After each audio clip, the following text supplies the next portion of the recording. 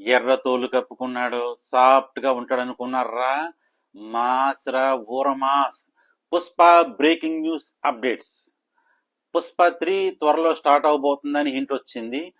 Unofficial poster వచ్చింది, official ఇంకా update రాలేదు. అన్అఫీషియల్ పోస్టర్ వచ్చింది, మీకు డిస్ప్లే వేస్తాను చూసుకోండి. అంటే పుష్ప 3 స్టార్ట్ అవబోతుంది త్వరలో. ఇక సెకండ్ బ్రేకింగ్ న్యూస్ ఏంటంటే, మన deputy CM power star Pawan Kalyan గారు తన మేనలుడు పుష్పరాజ్ కోసం టికెట్ల రేటు పెంచుకోమని పర్మిషన్ ఇచ్చేశారు.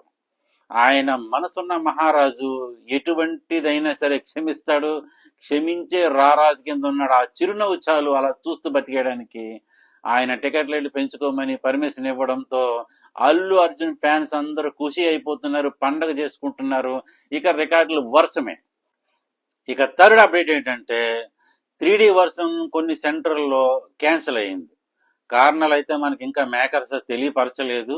కొన్ని సెంటర్లో మట్టుగా 3D వర్షన్ క్యాన్సిల్ అయింది. ఇక ఫోర్త్ బ్రేకింగ్ న్యూస్ ఏంటంటే, ఇండియా చరిత్ర తిరగరాసిన సినిమా ఒకటి ఉంది. మోన్ స్టార్ నటించిన KGF 2.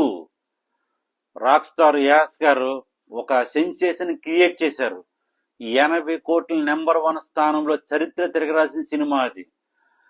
దాని దరిదాపుల్లో కూడా ఏ సినిమా వెళ్ళలేదు. త్రిపుల దగ్గరికి వెళ్ళింది కానీ అంత దగ్గరికి వెళ్ళలేదు. 58 కోట్లకే పరిమితం అయిపోయింది.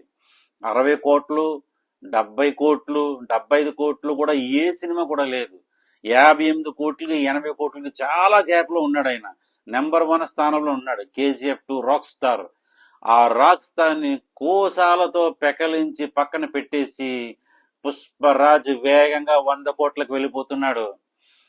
ఒకవేళ 100 కోట్ల మైలురాయిని స్థాపించినట్లయితే ఇంకా 100 సంవత్సరాల వరకు ఆ రికార్డుని ఎవ్వరు కొట్టలేరు అని చెప్పేసి బాలీవుడ్ వర్గాలు మెయిన్ క్రిటిక్స్ చెప్తున్నారు.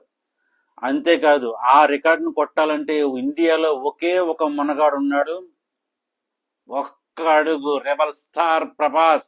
ఆయన వల్ల అవ్వే అవకాశం ఉందంటున్నారు. లేదంటే KGF 3 వచ్చిన, లేదంటే పుష్పరాజ్ 3 వచ్చినా సరే ఆ రికార్డు చెరిపే అవకాశం ఉందేమో అని డౌట్ పడుతున్నారు తప్పితే కన్ఫర్మేషన్ ఎవరు ఇవ్వలేదు. ఇంకా పుష్పరాజ్ ఎటువంటి సెన్సేషన్ క్రియేట్ చేయబోతున్నాడో, Day 1 కలెక్షన్ ఎంత ఉండబోతుంది, Day 2, Day 3 ఫైనల్ ప్రిడిక్షన్స్ వరకు నేను డైలీ అప్డేట్ ఇస్తూ ఉంటాను. మరి నా రివ్యూ నచ్చినట్లయితే దయచేసి ప్లీజ్